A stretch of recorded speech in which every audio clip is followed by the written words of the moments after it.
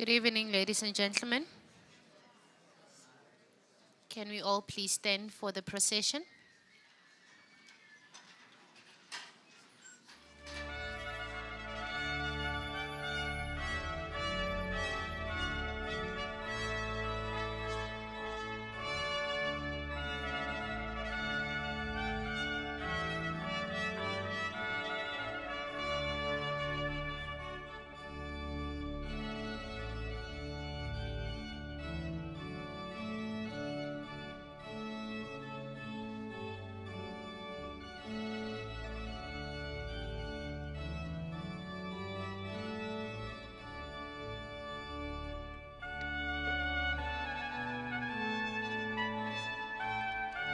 You may be seated.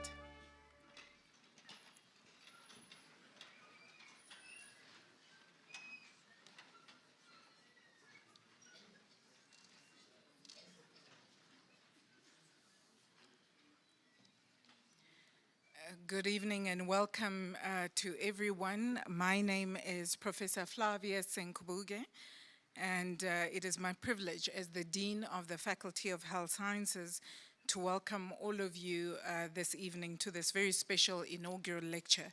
I must say on a personal note that Ryan is a very dear friend of mine. We've known each other, I won't give our ages away, but for more than 25 years. And so it's a very special privilege. I could never thought all those years ago that I'll be presiding over your inaugural lecture, Ryan. And an inaugural lecture, because we have a varied audience this evening, I want to just say a little bit about what it is. It's one of the University of Pretoria's most distinguished academic traditions, and dare I say, it's a distinguished academic tradition in all universities across the globe. It marks an important milestone in the life of the university, celebrating excellence in scholarly achievement, intellectual leadership, and the enduring pursuit of knowledge. It is an occasion that honors the contributions of our professors to teaching, research, innovation, and service, while reaffirming our university's commitment to advancing knowledge that responds to the needs of our society. And this evening, I must say, this is a record attendance, again, as a testament to Ryan's work. And this evening's inaugural address will be presented by Professor Ryan Blumenthal, and he will focus on the dead teach the living, advancing forensic pathology for justice, prevention, and public health. We are honored this evening by our Vice Chancellor and Principal Professor Francis Peterson, who is presiding over this particular occasion, and he will welcome you all. Prof. Peterson has given me strict instructions not to read his bio, and I want to make sure that by the end of this evening I have a job. And so I'm going to adhere to the strict instruction and just say, please put your hands together for our amazing Vice Chancellor and Principal, Prof. Francis Peterson.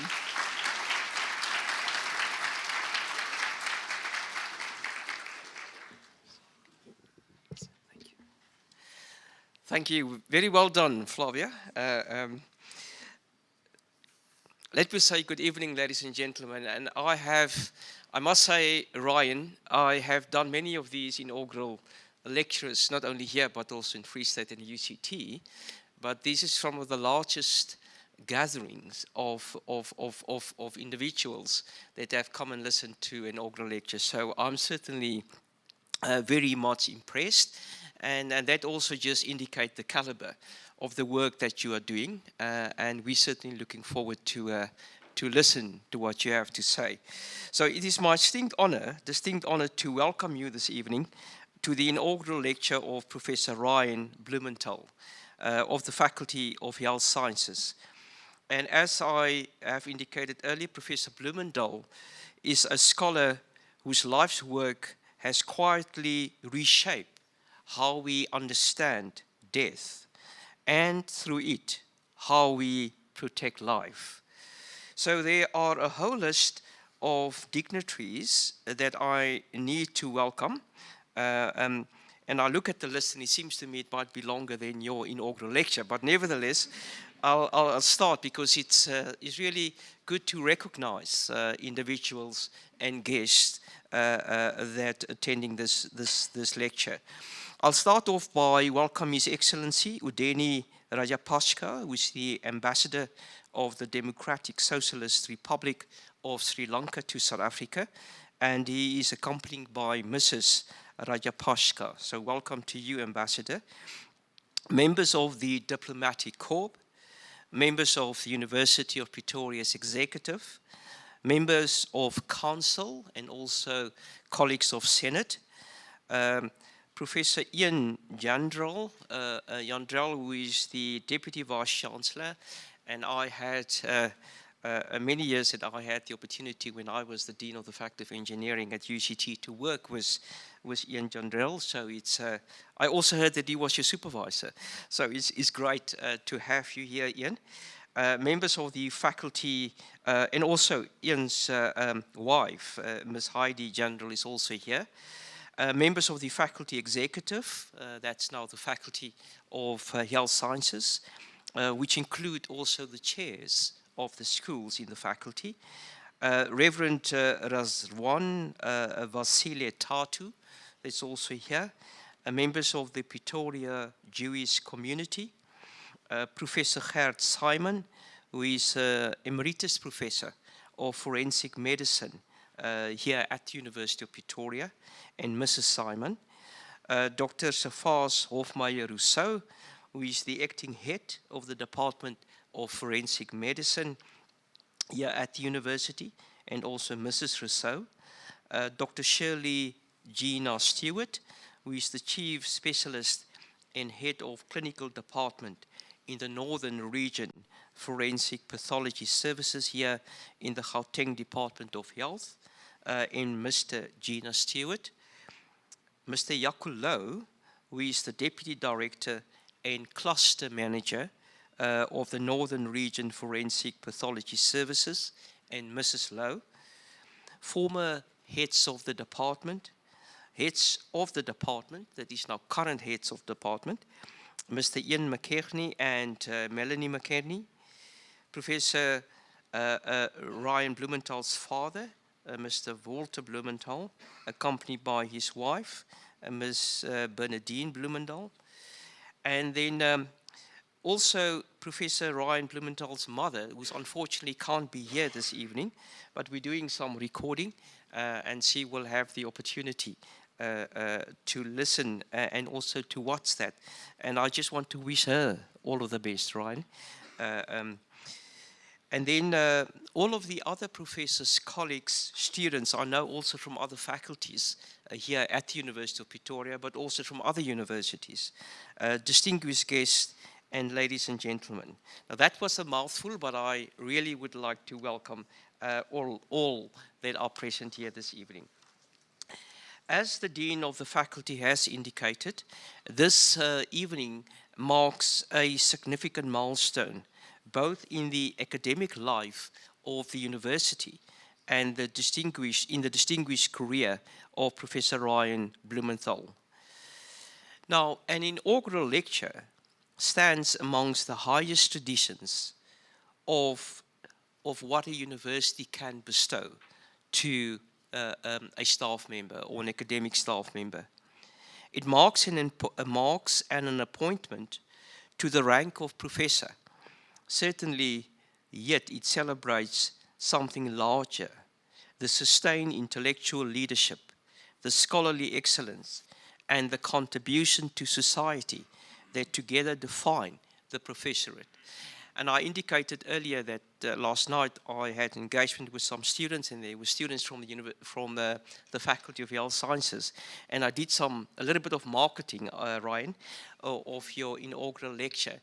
And they said, but what is an inaugural lecture? And I explained to them a little bit of the inaugural lecture, and I explained what the inaugural lecture was often linked to a chair, and I don't want to give a little bit more history on where it came from, but that was the professorial chair.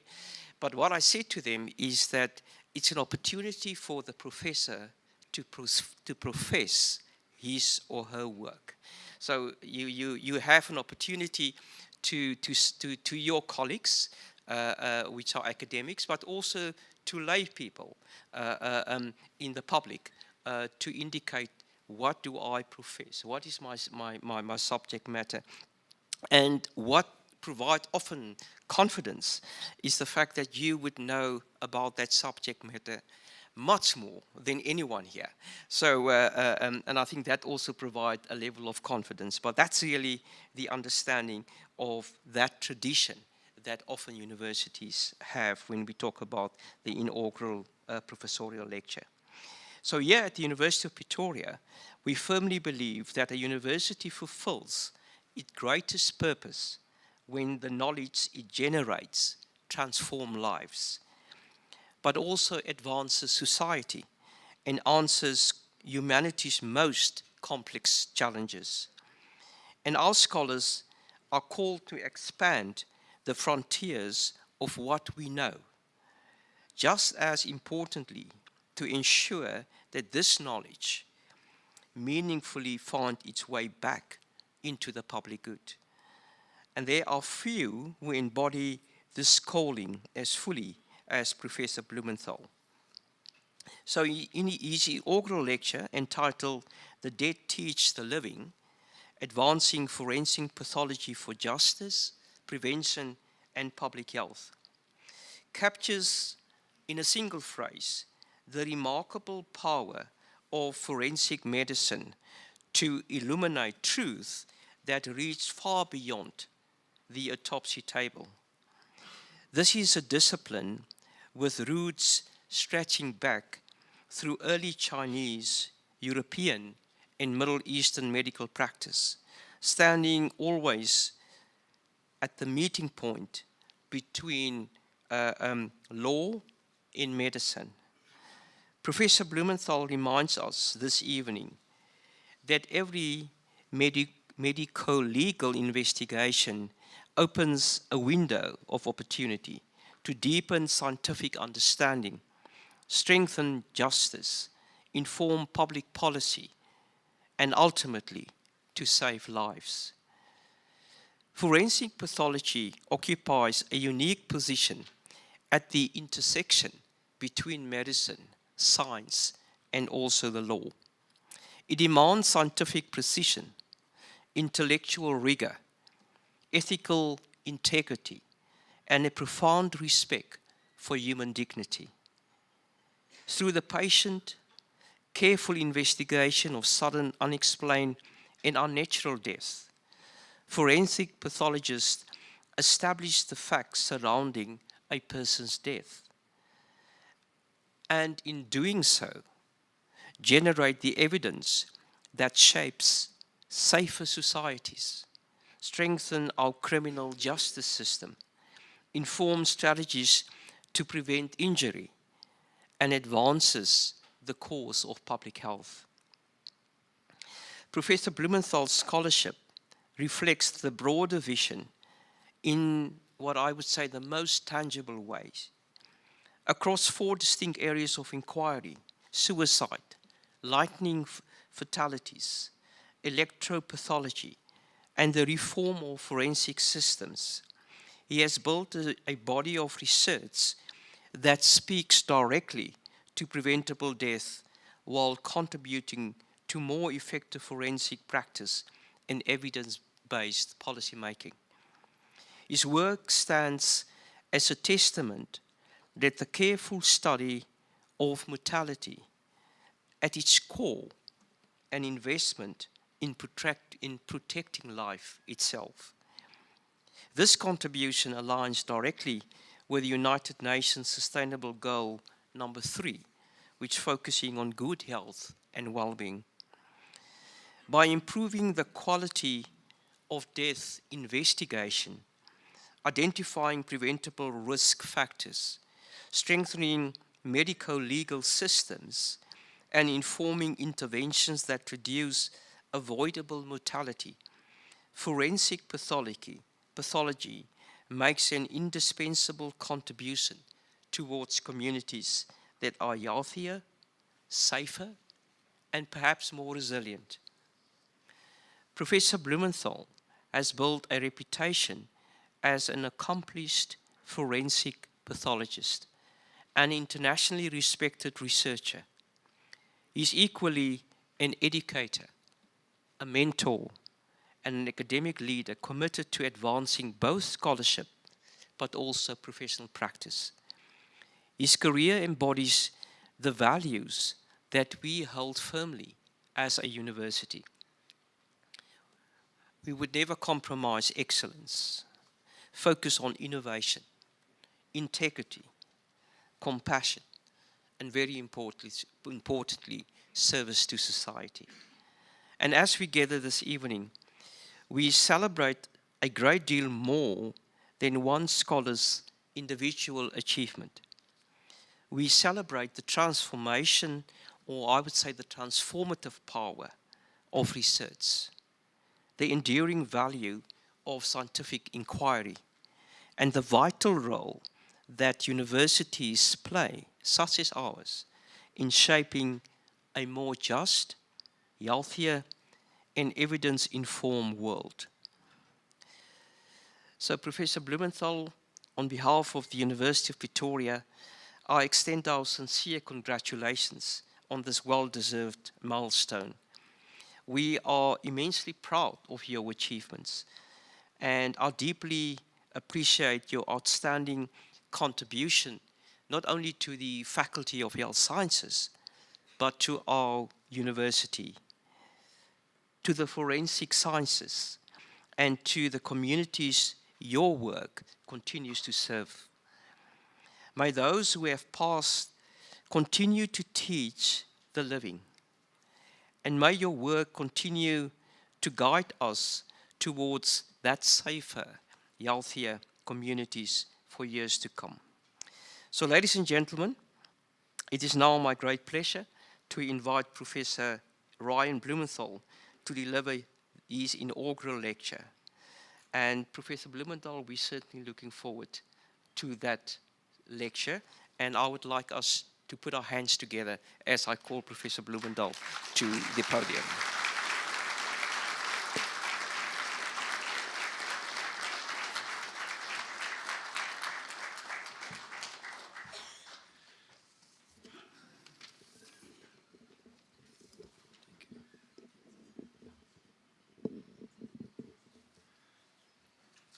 Sure, this is quite an honor. Thank you so much for everyone for being here tonight. I won't read through the entire list, which the VCs kindly read through, but welcome to everybody. You know, all my friends, colleagues, mentors, previous heads, dean, every single person, my family, my father, everyone is here is special tonight. So such an honor for you to be here. And tonight's lecture I'd like to dedicate to my mother, who's sadly in hospital right now, who's unable to join us this evening. But yeah, she's been part of the fabric that has made me part of who I am. And even though she's not here physically, this is dedicated to her. So thank you very much. Thank you for recording this on her behalf. So the title of my talk is The Dead Teach the Living, Advancing Forensic Pathology for Justice, Prevention and Public Health. But before I start, I need to mention that this is National Science Month. So this talk takes place in July, which is National Science Month in South Africa, and it's been spearheaded by the Department of Science, Technology and Innovation, implemented by the NRF SARSA, and this month-long campaign extends the previous National Science Week. And the theme this year is Science, Technology and Innovation for Everyone. So this will be a science-rich lecture. The origins of the inaugural lecture was known as Inceptio. I read up about this. It started in the 12th century in the universities of Bologna and Paris. Candidates underwent a public examination, delivering and defending a scholarly lecture before peers. Successful candidates received a license to teach and were formally admitted to the community of scholars. The ceremony included taking the academic chair and receiving the academic gown and cap, symbols of academic authority. Today's inaugural lecture preserves this centuries-old tradition, celebrating scholarship, academic freedom, and the responsibility to teach and advance knowledge. So this inaugural lecture is part of an 800-year tradition. So it's a great honor to be here. I then need to focus our eyes on Rembrandt's anatomy lesson from 1632. He painted Dr. Nicholas Tilp, who was, this was a public civic duty. They were doing the autopsy on a convict known as Aris Kint, alias Adrian Adriansson, who was an armed robber, and that morning they actually executed him by hanging. And then there's several things that we can see here. So firstly, even though it's the anatomy lesson, it's actually a forensic autopsy, if you think about it, because it's an autopsy on someone that's hanged themselves. Also, there's a book here, which no one's looking at, so nothing's changed since 1632. Also, you can see no one's really concentrating on the autopsy of the students, so nothing's also really changed since 1632. Also, if you look at the light, I mean, the light is on the body. So there's more light on the deceased than on the people that are surrounding him. So this is very important, because today I'm going to argue that autopsies help create a better world. Today is going to be one long argument to show you that autopsies will make a better world. Look, the history of forensic medicine is long, and I do not want to bore you here tonight, but as Prof. Peterson said, it started in 3000 BC in China, and it goes all the way through to modern times. But I did want to pick on one or two highlights through our history. So in China, there was a book published in 1247 called The Washing Away of Wrongs. I do not want to pronounce the name in Chinese. But this was compiled as a practical handbook for local magistrates and coroners. The text aimed to prevent miscarriages of justice by replacing bureaucratic guesswork with physical evidence-based death investigations. A forensic medical doctor was said to be, or he had to be, a serious, conscientious, and highly responsible person, and must personally examine each dead body or wounded person.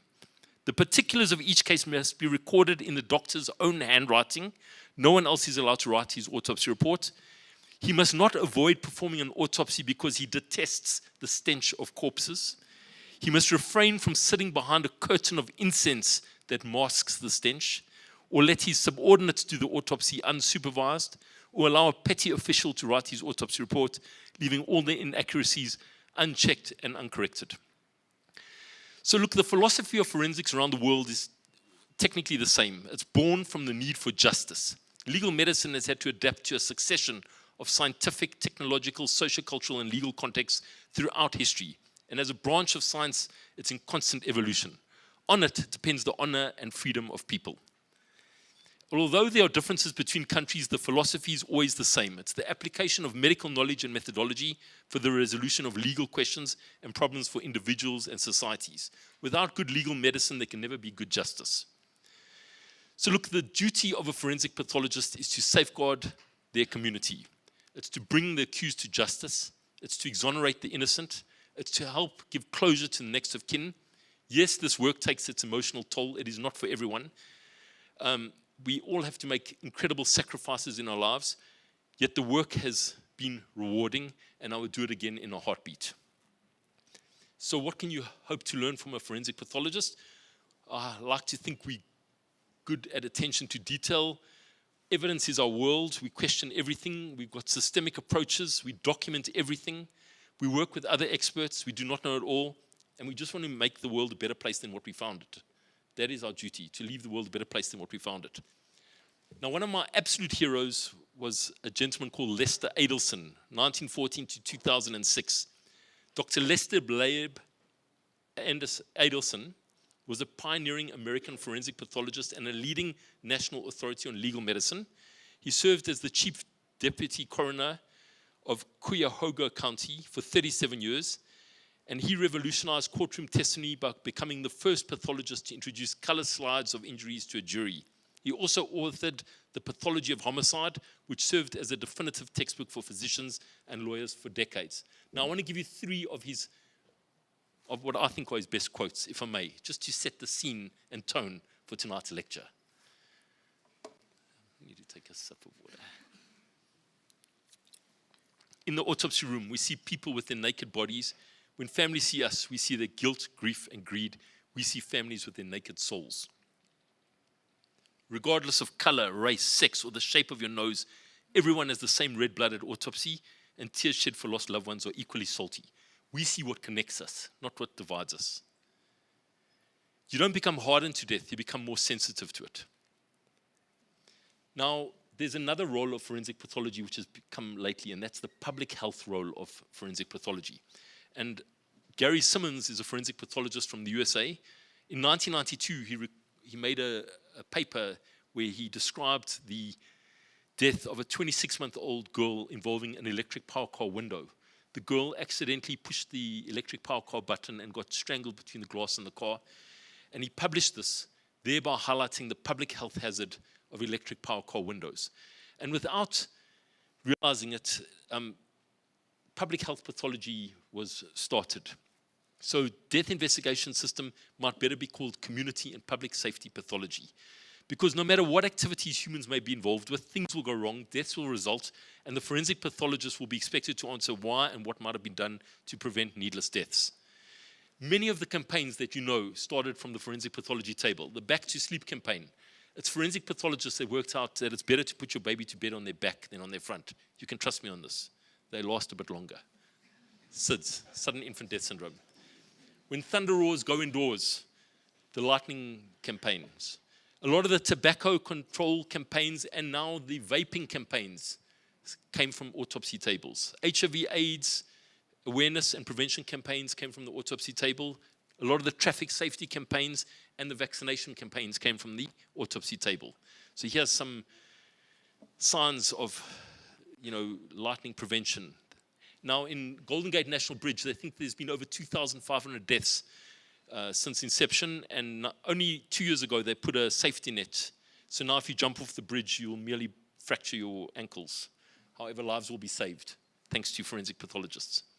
So I asked AI to give us some truths about forensics that are accepted by the public. So apparently, and this is according to AI, forensics gives a voice to the voiceless. Justice depends on evidence. Forensic science protects the innocent. Every autopsy teaches the living.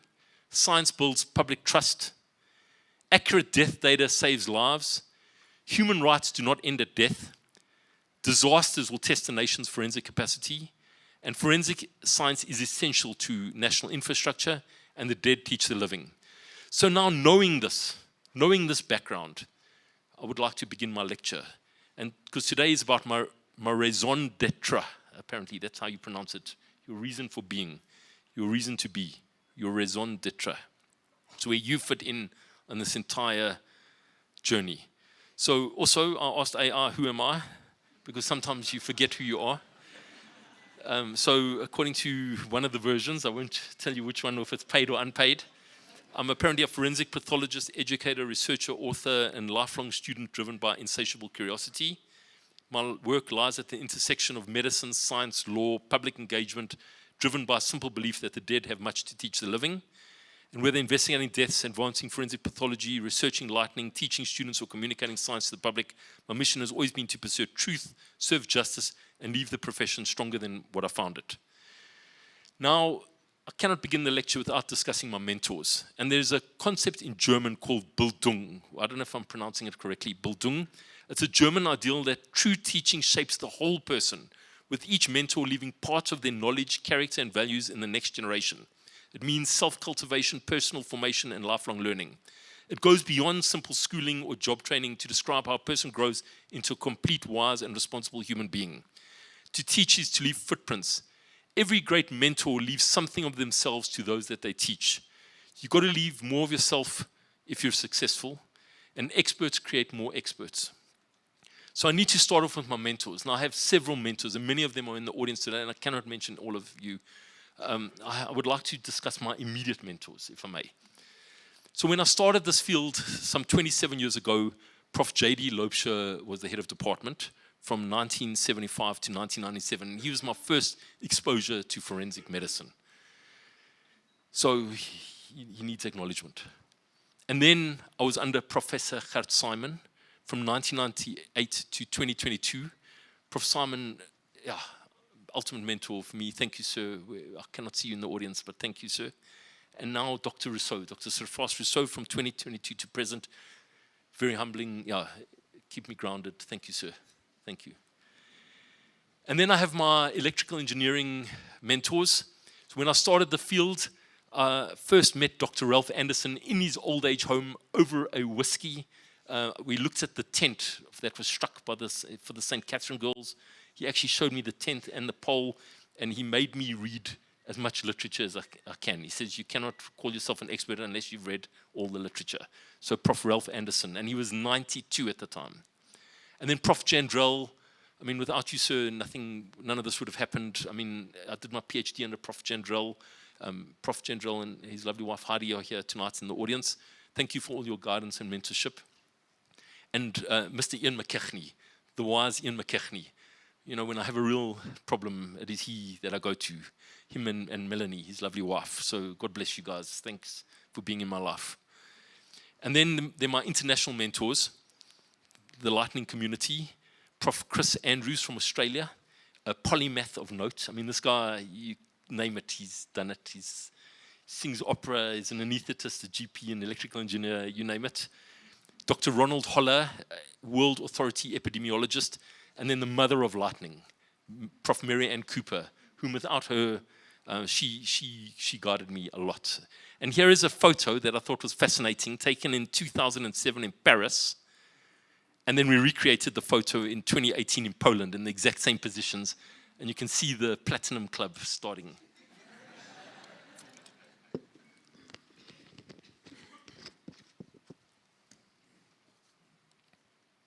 So what have all these mentors taught me? I think three things, if I were to really sum them all up. Day-to-day philosophy that I wake up and live my life every single day. Number one, you need to be contributing. Because, you know, there's been 110 billion people on this poor crust of this planet Earth before us. And some contributed and some did not. Those that contributed left something behind, whether it's a bridge, a philosophy, an idea. And those who did not contribute just were swallowed up by the earth, and nothing remains to remind them of them. So you've got to be contributing. Number two, I've learned courage. You need courage. You've got to wake up. You've got to do it anyways, even if you don't feel like it. You've got to go into the messy, muddy, bloody, smelly world of the autopsy, and you've got to do it anyways, even if you don't feel like it. It takes courage. Today takes courage. Tonight takes courage. And number three, we share this crust of this poor planet Earth with other people, and we have to get along, so we have to cooperate with one another. So contribution, courage, and cooperation is what I've learned from my mentors. Look, performing autopsies can be exhausting, dirty, backbreaking, time-consuming, and dangerous work. However, it is also an intellectual endeavor. Everyone thinks this profession is only about blood, muscle, guts, bowels, stomach contents, and bone dust. Yet there is something elevated that swirls around it. When an autopsy is performed properly, it becomes something more. I wrote that in my book. So this inaugural address, forensic pathology occupies a unique position at the intersection of medicine, law, and society, tasked with interpreting death in order to preserve justice and public good. This inaugural address reflects on 3 decades of forensic practice and scholarship, with a particular focus on trauma and deaths caused by lightning, to illustrate how the careful examination of the dead can illuminate broader truths about violence, vulnerability, and responsibility. Drawing on casework, research, and public engagement, this address explores the role of the forensic pathologist as a scientific interpreter whose findings extend beyond the mortuary to courts, communities, and policy. It further examines the growing pressures facing forensic pathology services, including escalating caseloads, resource constraints, and professional burnout. And I will argue that traditional models of practice are no longer sustainable. This address will conclude that meaningful modernization, interdisciplinary collaboration, and public-facing scholarship are essential if forensic pathology is to remain scientifically credible, ethically grounded, and socially relevant, particularly in settings marked by high levels of trauma and environmental risk, such as ours. And yes, I think it ticks the box for Sustainable Development Goal number 3 from the United Nations.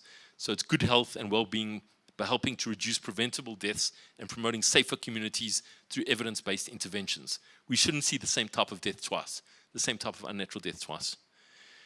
So let us begin at the beginning, if I may. Am I still on time? Do I have some time left? All right, so my first paper ever was on suicide. And over the past 27 years, I've published 4 papers on suicide. And This was the very, very, very first paper I ever published under Professor Gert Simon. And I always work in teams. Hardly any of my papers are just solo papers. I've always collaborated and cooperated with others. But the first case started in Pretoria, and it looked at retrospective suicide between 97 and 2000. Then we focused on gunshot wounds to the head. And then we looked at another review from 2007 to 2010. And then we looked at the latest research pre, post, and during COVID.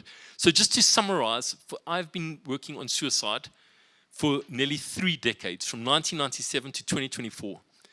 My work has sought to systematically document and interpret patterns of suicide in Pretoria through large autopsy-based data sets. Beginning with a retrospective descriptive analysis of 1,018 cases and extended to focus studies on suicidal gunshot wounds to the head, I've helped define the epidemiology and morphological landscape of suicide in our setting. These contributions were further strengthened through collaborative longitudinal analyses, providing continuity and trend insights within a defined medical legal context. More recently, our work has examined the impact of COVID-19 pandemic on suicide trends, demonstrating the importance of real-time forensic surveillance in times of societal disruption. Collectively, this body of research represents one of the most comprehensive forensic pathology-led suicide data sets from a single African capital, contributing not only to academic understanding, but also to public health awareness and prevention strategies. 30 years of suicide research. So thanks to all my teams, psychiatrists, doctors, epidemiologists. So, yeah, thank you for that. Next, we're going to move on to lightning research.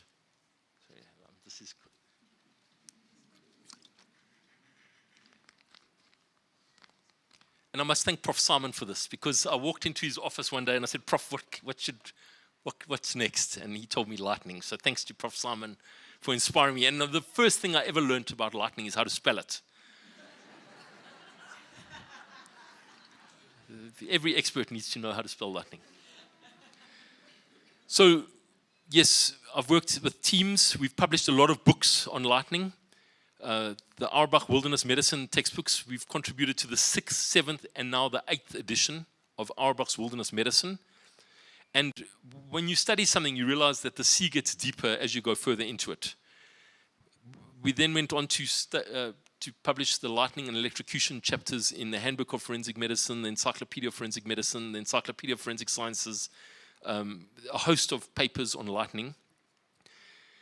And if you once again ask AR what I'm supposed to be known for, then I'd probably be known for lightning and electrical injury in forensic pathology, pioneering modern corona pathology. So I've devoted my career, my life, to illuminating one of the deadliest forces of nature, lightning, transforming this fleeting phenomenon into a forensic truth in the service of science and society. From the silence of the mortuary, I've worked tirelessly to translate one of nature's most violent moments into knowledge that helps protect the living. Foundational research has been done. And here's the take-home message. Africa can lead the world. Everyone thinks that innovation can only come out of Europe, Japan, or America. Yet many of our lightning publications have become internationally recognized, our lightning teams. Research conducted here in South Africa has influenced international understanding. World-class science can come out of Africa. That was just to see if you guys are concentrating. That's a fake. So we've done a lot of research on lightning, and I'm going to, why lightning? People ask me why lightning. Well, it just evokes wonder. And we've got the most amazing lightning storms on the South African Highveld here. It's part of the atmospheric nitrogen cycle, part of the global electrical circuit, a possible mechanism for the origin of life, and it's just visually attractive. So I think there's been 6 impacts that myself and our teams have made on lightning in South Africa that I'd like to talk about tonight. So number 1 is we've helped define the epidemiology of lightning fatalities in South Africa. That didn't really exist before us. 1 or 2 articles from Zimbabwe. We got a greater understanding of the mechanisms of attachment of lightning. We've described and expanded the spectrum of lightning-associated pathology. We've developed forensic and clinical guidelines for lightning-struck victims. We've driven multidisciplinary and international scholarship in lightning, and then obviously the public communication of science. So number one, we've defined the epidemiology of lightning fatality in South Africa. Many papers, lightning fatalities on the South African Highveld. We published an article on lightning medicine in South Africa in the South African Medical Journal. We advanced the mechanistic understanding of lightning injury. This was for my PhD, the 6 mechanisms of lightning injury. We worked out another way that lightning can injure and hurt people. It's called the 6 mechanism. Does the 6 mechanism exist to explain lightning injuries? Injuries and deaths from lightning. The explosive effects of lightning. What are the risks? And then we've described and expanded the spectrum of lightning-associated pathology. We found some weird and wacko stuff in our discovery of, in our review of lightning. So we found lightning metallization injury. So we found what happens to jewelry and necklaces and zippers with lightning. We've also seen secondary missile injury from lightning. We've seen lightning strike concrete and explode concrete, causing concrete to embed into the skin. And we've looked at lightning's blast wave, otherwise known as thunder, which can cause pneumomediastinum, air behind the sternum. And then we've developed, Prof. Jandrell and our team's practical forensic guidelines. The South African Rugby Union has now got lightning guidelines. If the game stops, you can look at Prof. Jandrell and myself. There's now a lightning umpire because the inconvenience of stopping a game is less than the inconvenience of having a dead or injured player. So and then we've driven multidisciplinary and international scholarship in lightning medicine. And I need to share some news with you folks. So we looked at, we've worked with Germany on lightning. And we've done multidisciplinary analysis here in South Africa with multiple disciplines. And now our latest paper, we've just got accepted for publication of one of the largest lightning strike incidents involving humans on Earth, the Mount Gewant lightning incident, which happened on the 22nd of August 2019. A cloud-to-ground lightning event caused a mass casualty event. Look, there were 4 fatalities, but 118 were injured. And we documented this, and it just got published now in Communications Medicine with an impact factor of 7.4. And it was on the heart, on troponins. We examined all their to see the troponin release and the mechanisms in a lightning-induced mass casualty event. And then finally, the public communication of science. Lightning has enabled me to communicate science. And this led to Lightning Pathologist, season 1. We now got season 2 coming.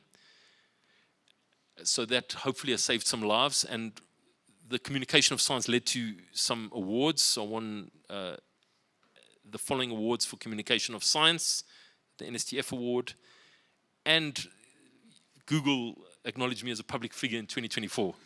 I don't know if that's a good thing or a bad thing for my work in lightning. And then lightning I worked out was like actually electricity, but I think, Newton, one of them worked it out before me.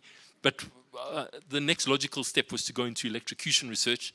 And I think there's been 5 contributions in electropathology. Number 1 is the systemic forensic investigation of electrocution deaths, clarifying the pathology of electrical injury, integrating electrocution within the broader discipline of forensic pathology, bridging the gap between lightning and electrocution as a unified field of electrical injury, and contributing to the global reference standards and education. So we've contributed a lot to many of the textbooks. Number 1, the main contribution is systematizing the forensic investigation of electrocution deaths. Our work has contributed to structured investigative frameworks, particularly through guideline development for scene assessment and autopsy practice in electrical fatalities.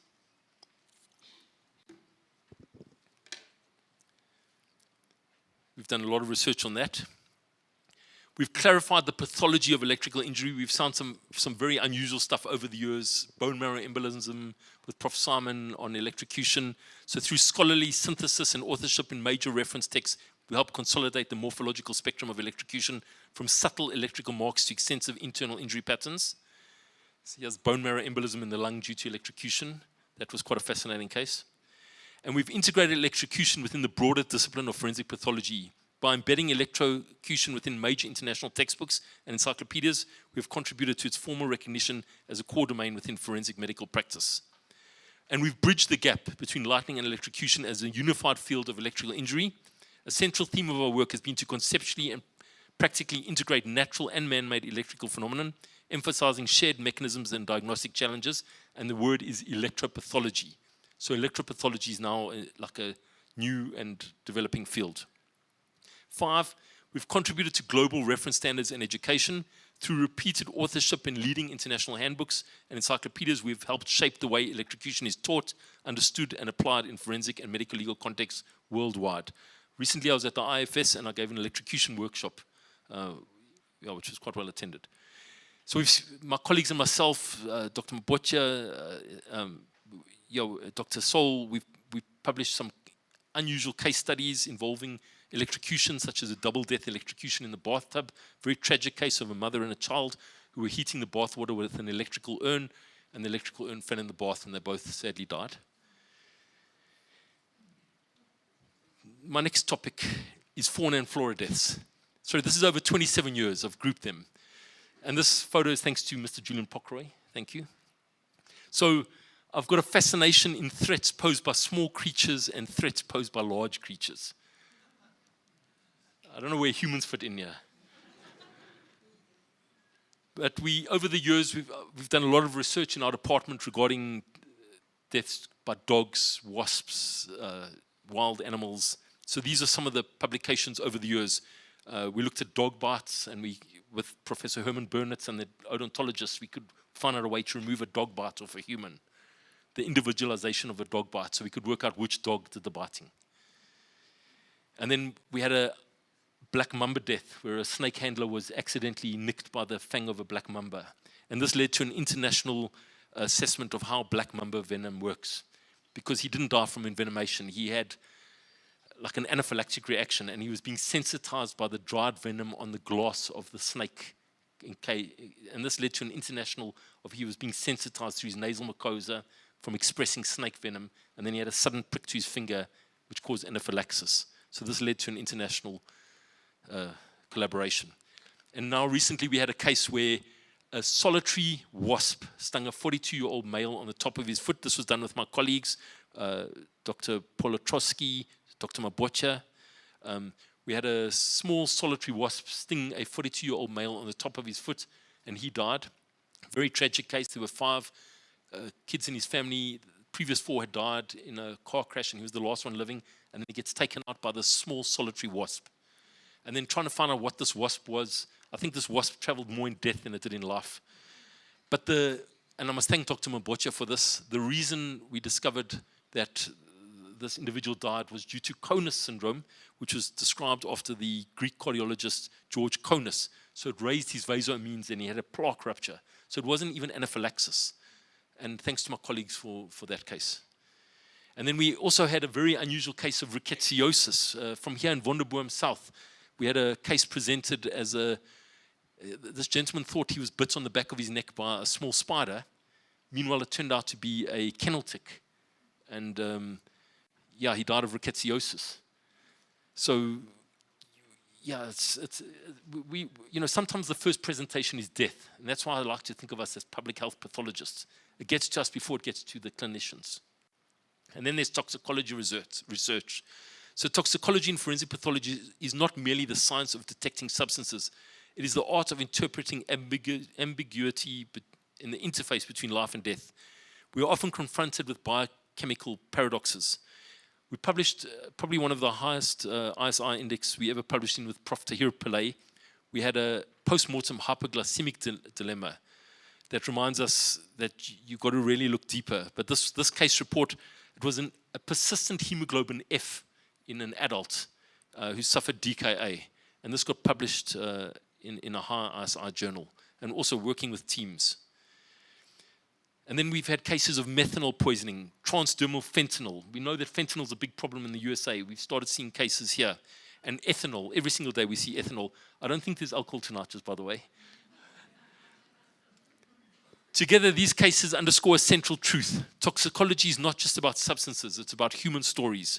Stories of exposure, susceptibility, circumstance, and ultimately of responsibility. As forensic pathologists, our role is to translate these toxicological results into meaningful medical legal truth. So we had a case of someone during COVID who drank methanol and developed bilateral putaminal hemorrhages of the brain. Also published with colleagues, Dr. Lisa Barbara Roth.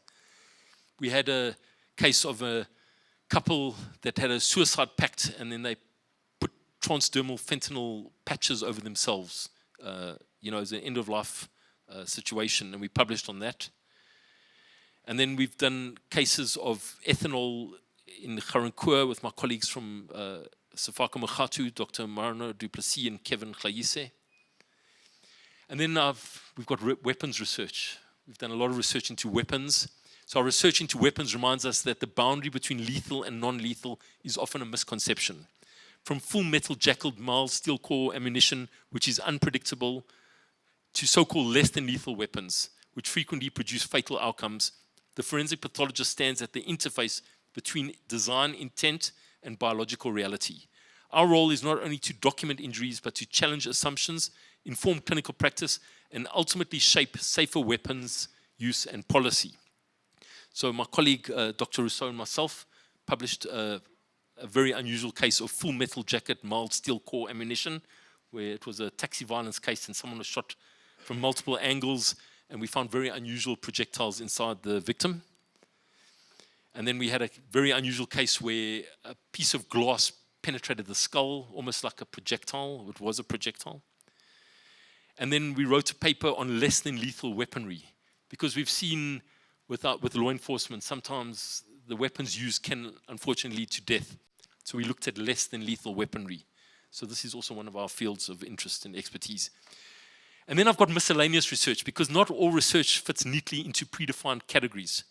Some of my most rewarding work has simply come from keeping my eyes open, remaining curious, asking questions, and recognizing that every unusual case has something to teach us. All science begins with one word, and that is why. These individual cases may seem small in isolation, but together they deepen our understanding of life, disease, injury, and death, reminding us that science often advances one careful observation at a time.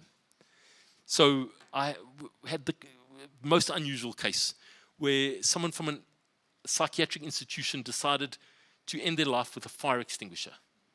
So and this fire extinguisher contained a siliconaceous substance.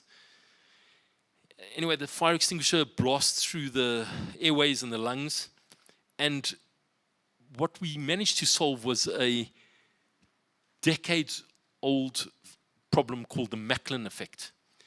So the Macklin effect is, we see it sometimes with drowning and explosions. It's where air dissects in a centripetal fashion along the bronchovascular sheaths of the lung. And now this gentleman who took his life managed to visually prove the Macklin effect, because the fire extinguisher had silicone in the powder, and if we polarized it, we could actually see the distribution and the way that the air tracks through the bronchovascular sheath. So just by keeping our eyes open and being curious, we managed to solve a decades-long problem in forensic pathology by just keeping our eyes open on one case. So this was science in real time. We looked at pediatric trauma with our colleagues internationally. This was multidisciplinary research using multiple centers around the entire world. This was hard research. They were from all over the world. We looked at falls of kids and youngsters, and we looked at heights and what bones would be broken. And this was multi-center, multidisciplinary research, very labor-intensive, but we managed to publish in Forensic Science International. Then we had a very unusual case that I published with my colleagues, Dr. Carmen van Doorn and Dr. Makoba, where we saw pulmonary aspiration of brain tissue in the lung of a motor vehicle accident case. And then a week later, I'm a reviewer for a case of lung tissue in the brain. I mean, what are the chances of that? Brain in the lung and then lung in the brain. This is what we do. And then we even looked at the diaphragm at autopsy. So my colleagues, Dr. Charmaine van Wyk from Sefako Makgatu, Dr. Kevin Khlayise and myself, we looked at diaphragmatic injuries at medical legal autopsy. And once again, I was working with the forensic odontologists, looking at hyperpigmented bite marks. And always on the lookout for unusual cases. We published a case on atypical asphyxial deaths. And also necklacing, which unfortunately happens in South Africa. We really went deep into a necklacing case, which got published in Illustrated Forensic Pathology. With my colleague, Dr. Murabadi, we published a 5-year retrospective review on burns. Dr. Murabadi is an expert on burn cases and burn victims. So at the heart of all my research also lies an unwavering commitment to ethics. Scientific discovery has little value unless it's conducted with integrity, respect for the deceased and their families, and a constant awareness that our ultimate responsibility is to serve both justice and humanity. And with our ethics committee, we published also a multi-author paper on race in health research, consideration for researchers and research ethics committees. And then my final area that of where I like to research is systems development, because beyond research itself, I've sought to strengthen the systems that make good research possible. By creating platforms for dialogue, collaboration, and shared learning, I hope to contribute not only to new knowledge, but also to stronger and more connected forensic science community. So to this end, I love arranging conferences. And over my last 27 years, I've helped to secure approximately 4 million rand for forensic medicine conferences in South Africa. And I would like to just mention 4 of these conferences today. So number 1, and I need to thank Professor Simon for the acronym, for the LIGHTS. He came up with it, which is the Lightning Integrity Group for Health, Technology and Science. The Lightning Integrity Investigative Group for Health, Technology and Science. And we had our first meeting in 2013, which led to the Lights on Lightning conference in 2015 with the electrical engineers. That was the advert for our Lights conference. And then from there, having cut my teeth on lightning, we went on to arrange the ASFM conferences, which is the African Society for Forensic Medicine. So I obtained a grant, and the first conference was held in Bloemfontein, and that was the 6th annual African Forensic Science Medicine Conference from the 6th to 10th of March in 2017. There were 176 delegates from 28 countries. I need to mention that we started with 0 rand. We did not have a cent to our name. And English and French delegates came.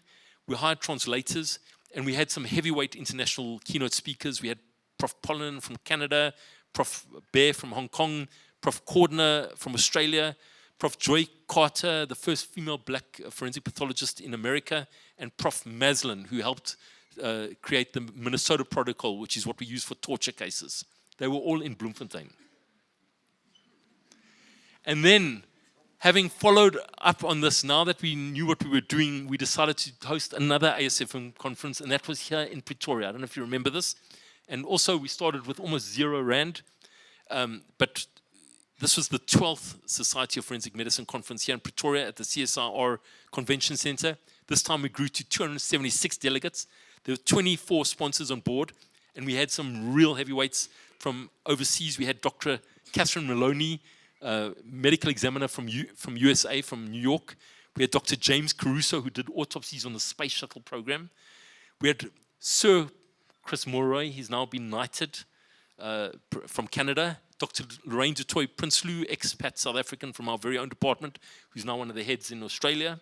Dr. Alfonso Walker from Canada, and Dr. Eric Bacino from France. We also had national keynote speakers, Prof. Gert Simon, Dr. Jo Marie Visser, Prof. Tahir Pillay, Dr. Zan Zohore, Prof. Herman Bernitz, and Dr. Michael Corsi. And the Honorable Minister of Health opened our conference. We had 4 workshops, and by all accounts, it was a very successful conference. And then we thought, let's go further. So back in the day, and one of my colleagues is here, Dr. Antonelle Orcus, and her husband, Paul. Thank you for being here today. In 2013, we wrote a paper, because we thought the forensic science community now needs to get organized. You know, there's SACNASP, but who are the forensic scientists? What's happening? Are they organized? So we wrote a paper called Forensic Science in South Africa, Status of the Profession, which was published in Forensic Science International. Now, we needed a nice, sexy name. So we looked for names for our organization, and it had already been taken by the Figure Skating Society of South Africa. They had already got their house in order before the forensic scientists.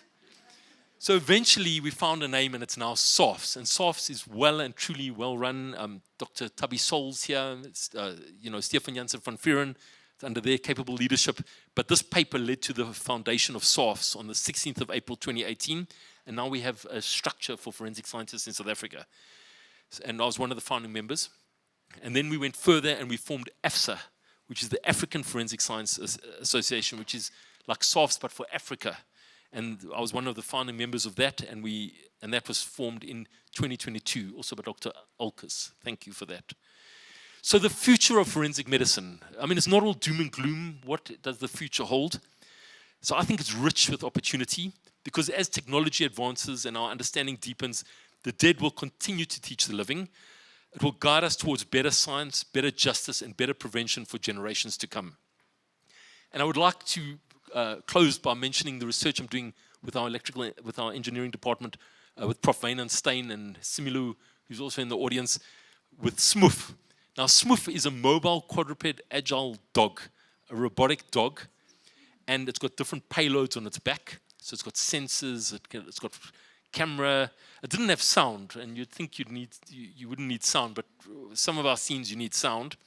And we used SMUF to examine hanging death scenes, with the view that if ever we, God forbid, have a more serious death scene, chemical, fire, radioactive, we can deploy SMUF instead of humans. So we're training it well. And that got published as a technical note in the American Journal of Forensic Medicine and Pathology. So congratulations to the entire team for that. It was a lot of hard work. And then looking forward, we would like to streamline the system, because every single person you talk to there's backlogs in South Africa. People have lost loved ones. When are the autopsy reports coming out? So this was published in the South African Journal of Science, looking at innovative ways of streamlining the entire medical legal death process. And I would like to just close off with the conclusion of this paper.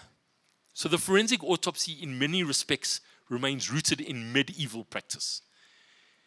I mean, nothing's really changed from back in the day.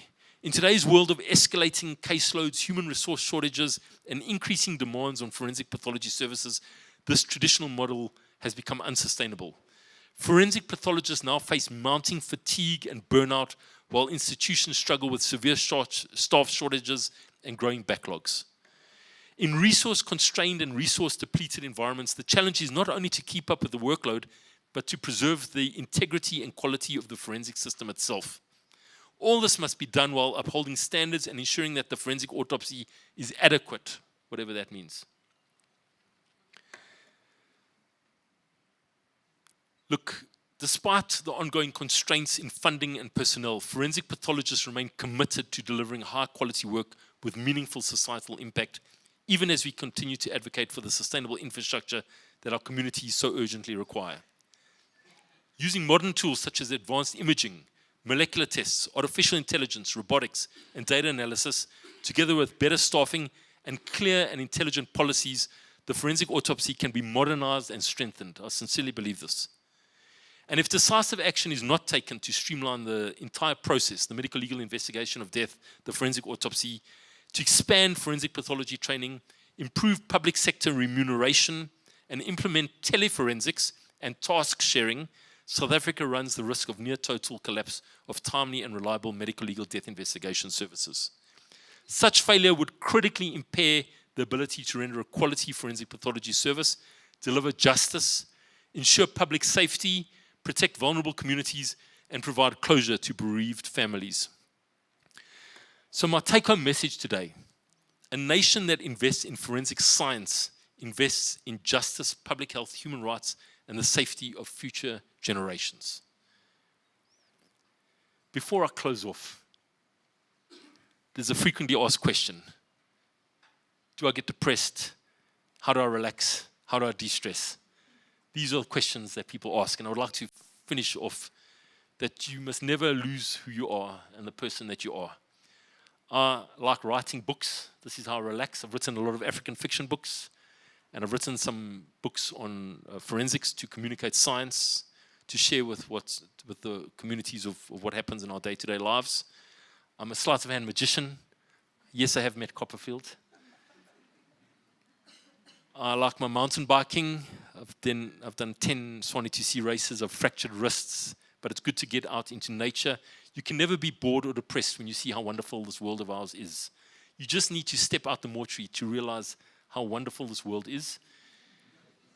Really, there's no need to create your own more drama. And finally, I love bird watching, which has taken me to some of the most amazing habitats I've ever seen.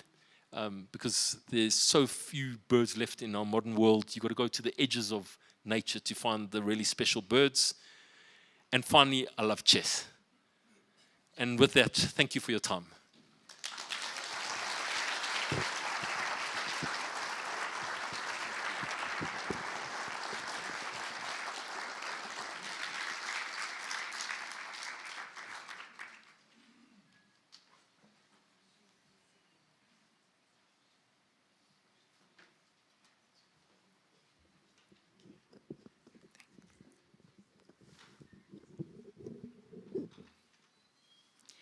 Thank you very much, Prof. Blumenthal. Can we please give him another round of applause?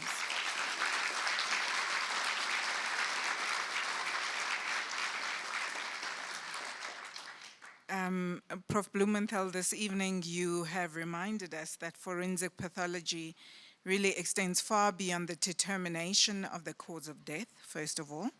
And you have really eloquently illustrated as well the careful study of death provides invaluable insights that can prevent future loss of life. And thank you very much for, in my own way as a public health medicine physician, to talk about policy and really how your work is really informing policy, how you're strengthening health systems, but also really reaffirming that the pursuit of scientific truth serves not only the deceased, but certainly the living as well. You've really taken us this evening on a very remarkable journey through your scholarly career, and you've traced really the evolution of forensic pathology as both a scientific discipline and also a vital public health good. And you've demonstrated as well in your presentation that rigorous medical legal investigation, which is grounded in scientific excellence, strengthened through interdisciplinary collaboration, contributes very meaningfully to justice, prevention, and public health. And I really want to say to each and every single one of you who are here this evening, first of all, thank you for the friendship, thank you for the collaboration, and thank you for making Ryan who he is. Can you please give yourselves a round of applause?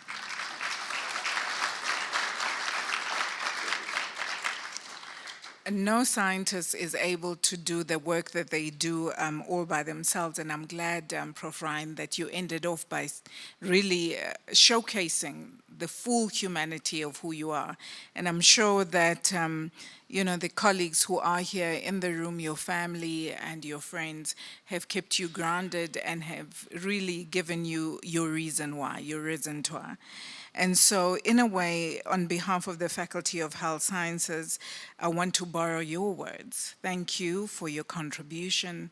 Thank you for your courage. Thank you for your tenacity and for your commitment to teaching, to supervision, to mentorship, and first of all, to the development of forensic pathologists in the country, in our region, and globally, but also most importantly to your contribution that really extends well beyond just only, not only just scholarship, but to the broader academic and also the professional community.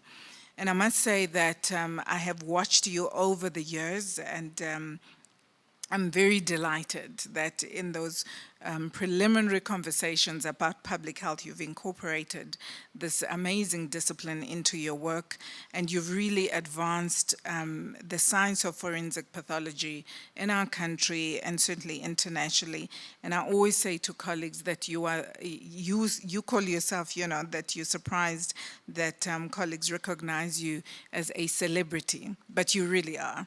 And so you have not only advanced the discipline of forensic pathology, but you've really made sure that even those people who remotely have an interest really know what forensic pathology is through your work enlightening research, through the communication, the way that you communicate your science, but also in terms of promoting the way we should be working in a collaborative way, innovatively, and also engaging the public.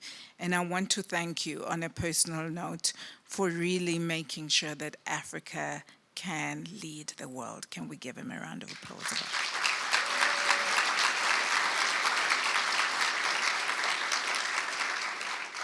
And so we are not surprised by the recognition that your work has received, not only here in terms of the awards of scientific excellence and public engagement, and I can say that this is just a small little, token of appreciation in the work that you do. I have no doubt that you are going to receive even more bigger and shinier trophies and awards, because you certainly deserve them.